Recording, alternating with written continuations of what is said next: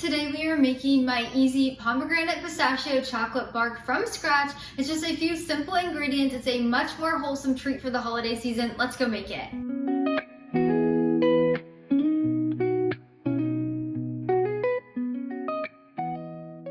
You can find my full written recipe link down in the description below. Just click that link, it'll take you over to the blog where you can print and save anytime. To get started, you're gonna want to grab a rimmed sheet pan, so just like this, and you're gonna cover it with some parchment paper. And then you want to have 1/3 of a cup of pomegranate seeds. So I've already cut up a pomegranate. To do that, if you're not sure how, you're just gonna slice the top off and then slice it into quarters on the side. And then you'll just use your hands to peel it back, and then you can get your seeds out. You'll measure out 1/3 of a cup and set that aside. And then you'll also need 1/3 of a cup of chopped pistachios. Now, I like to get the pistachios in the shells. They're just much more cheaper than if you would do the pistachios that are already shelled. So I have roasted salted pistachios. You could use unsalted, unroasted as well, but take them out of their shells, roughly chop them into big pieces. So you want them to just be like coarsely chopped, and you're gonna measure out 1/3 of a cup and set that aside as well. Once you have everything prepped and set aside, you're gonna grab a mixing bowl. Make sure this is a metal or a glass heat-safe mixing bowl because we're gonna put it over a pot of boiling water to do a double broiler method to melt our chocolate. It's really simple, don't worry, I'll walk you through everything. So we're gonna add 1 cup of semi-sweet chocolate chips into our mixing bowl. And then you want to grab a pot. I already have mine warmed up, so you're gonna grab a pot and you're gonna fill it about 1/3 of the way with water because you don't want the bottom of your bowl to be touching the water. The steam is gonna help melt the chocolate, not the water itself. So we're going to put this on the cooktop and bring it to a boil over high heat. Once it's boiling, we're gonna turn the heat down to a low medium, stick our bowl on top, make sure it sits safely on there, and make sure it's not touching the water. And then we're gonna stir our chocolate continually until it completely melts. You do not wanna let this burn, so continue to stir and pull it right off the heat as soon as it's melted. While this is melting, make sure you're scraping the bottom of the bowl as well so that nothing's burning. And be very careful with the outside of the bowl, it may be hot. Now, when you go to take this off, make sure you use a hot pad. It might be dripping on the bottom, but it's very warm. And then we're gonna carry it over to our countertop and place it on a coaster. Now, as soon as the chocolate is melted, we're gonna pour it out onto our lined sheet pan. You don't wanna wait too long because it can start to harden. So make sure you get all of that out.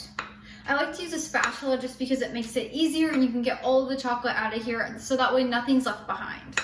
And then you're just gonna use your spatula to spread this out into a very thin layer on your parchment paper. This is my husband and I's favorite holiday treat. It's so simple, it's wholesome. You get a little bit of sweetness, you get salty pieces on there from the pistachio. We are not huge candy people, so this is the kind of candy we're talking about. Now, once you have it evenly spread out, it'll look just like this. It's gonna be a thin layer. Then we're gonna grab our chopped pistachios and we're gonna sprinkle those on in an even layer. You wanna make sure you get them all over the chocolate.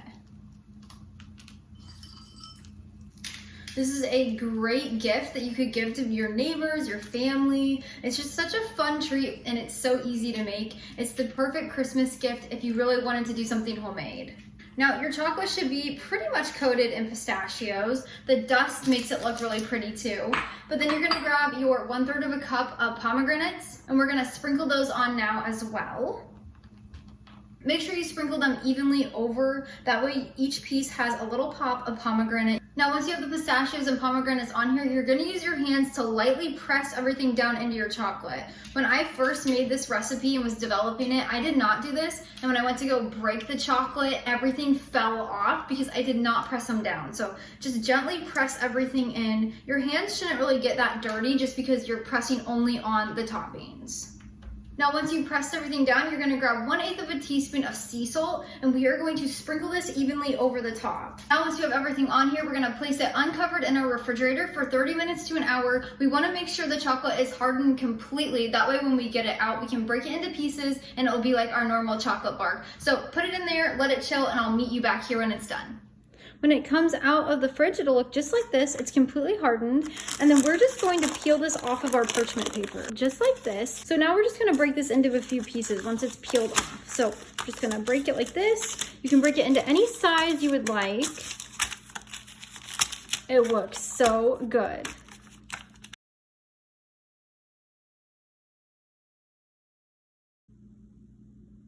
So then you'll just place them in an airtight container, and then you can put them in the fridge for up to a week. After that, the pistachios get a little bit soggy, but they're still delicious.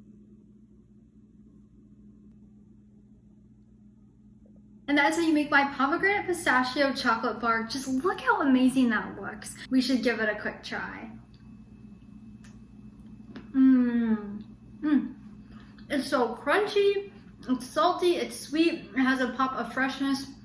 I could eat this whole thing. My husband has been asking about this since last year when pomegranates were in season. I told him as soon as the pomegranates came onto the grocery store shelves, we would buy some and make this chocolate bar. So here we are. I gotta go share with him. I hope this chocolate bar finds a special place on your holiday table this season. But until next time, go love your family and serve God one recipe at a time.